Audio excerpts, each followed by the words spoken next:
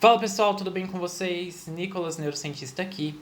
Sejam muito bem-vindos ao meu canal e já deixe o seu like aqui antes do vídeo começar, porque hoje a gente vai falar de um assunto muito sério, a gente vai falar sobre as consequências da Covid-19, como que elas afetam, como que ela afeta o cérebro e o sistema nervoso de uma forma geral. Eu esperei um tempo para poder gravar esse vídeo para que a gente pudesse entender melhor quais são as consequências da doença, agora que já faz quase um ano que a gente está convivendo com isso aqui no Brasil.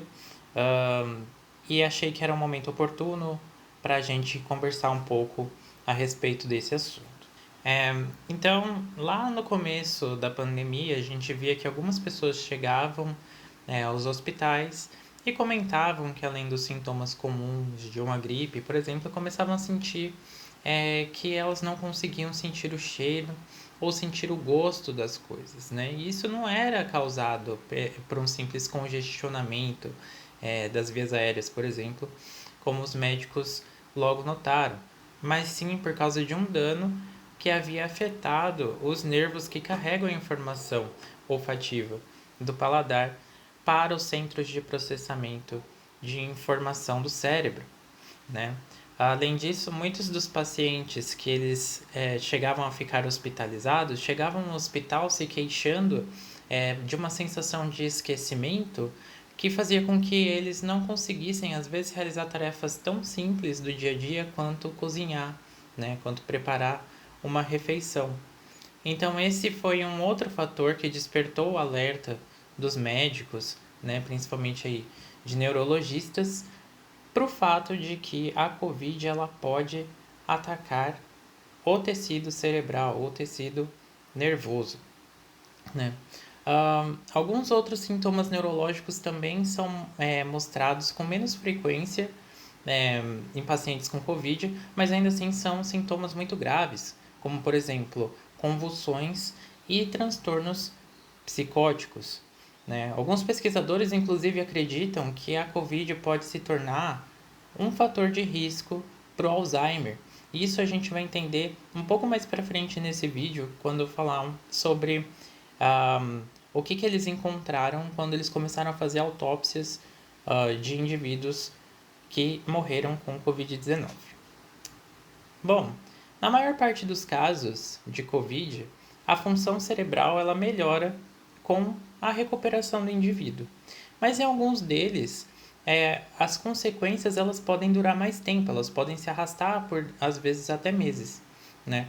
Então, isso poderia estar relacionado com algo que é bastante conhecido a respeito da Covid, que é a formação de coágulos, né, sanguíneos, que podem sim acarretar no futuro em um acidente vascular encefálico, né, um AVE.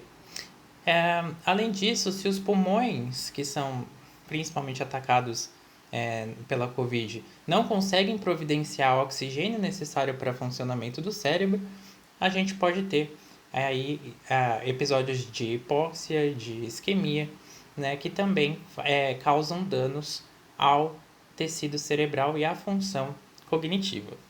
Bom, no começo da pandemia, poucas autópsias foram realizadas no sentido de retirar o cérebro dos pacientes que morreram com Covid para estudá-los. Afinal de contas, muitos dos laboratórios não contavam com o material necessário para realizar esse tipo de estudo, né? E diante de um agente tão infeccioso quanto o Covid, não era seguro se realizar isso. Mas isso foi mudando ao longo do tempo e alguns estudos começaram a ser realizados, né? Então a gente começou a ter essas autópsias dos indivíduos que morreram com Covid. E o que os pesquisadores verificaram foi que havia uma inflamação generalizada, né? E também danos ao tecido cerebral, mas de onde que vem esse dano, né, que eles encontraram? Eles encontraram pequenos vasos sanguíneos, né, que estavam vazando, né, por assim dizer.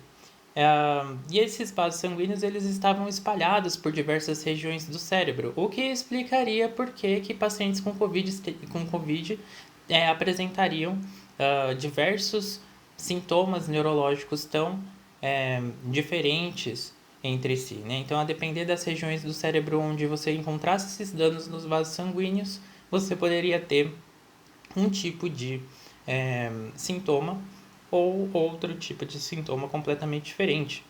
Esses vasos sanguíneos vazando, então, formariam uma série de pequenos acidentes vasculares encefálicos pelo cérebro, né? Incluindo regiões do cérebro que controlam os nossos sinais vitais encontrados na região ou na porção do tronco encefálico, né? Então, essas regiões elas são responsáveis por controlar tanto a respiração quanto o batimento cardíaco, a pressão arterial, né? E a gente sabe que esses danos nos vasos sanguíneos também podem ser um fator de risco para o Alzheimer, e por isso os pesquisadores acreditam que, como consequências de longo termo para esses indivíduos, pode ser que eles tenham um risco aumentado para desenvolver essa doença. Por fim, alguns dos pacientes também relatam alguns outros tipos de sintomas, como por exemplo coração acelerado, ficar tonto quando se levanta, né? Alguns deles também têm problemas urinários e outros também reclamam de extrema fadiga. E tudo isso pode estar relacionado com um dano cerebral ocasionado pela Covid-19. Então, apesar da gente comentar muito a respeito da mortalidade e do quão transmissível é a Covid, a gente precisa lembrar que mesmo em casos mais leves, a gente pode ter consequências graves, né? Danos ao sistema nervoso são muito difíceis de serem recuperados, principalmente na vida adulta, mesmo entre jovens. Então, é importante a gente chamar a atenção para isso, e é por isso que eu decidi gravar esse vídeo para vocês. Eu espero que vocês tenham gostado do conteúdo. Se vocês gostaram, deixe aqui o seu like, deixe o seu comentário.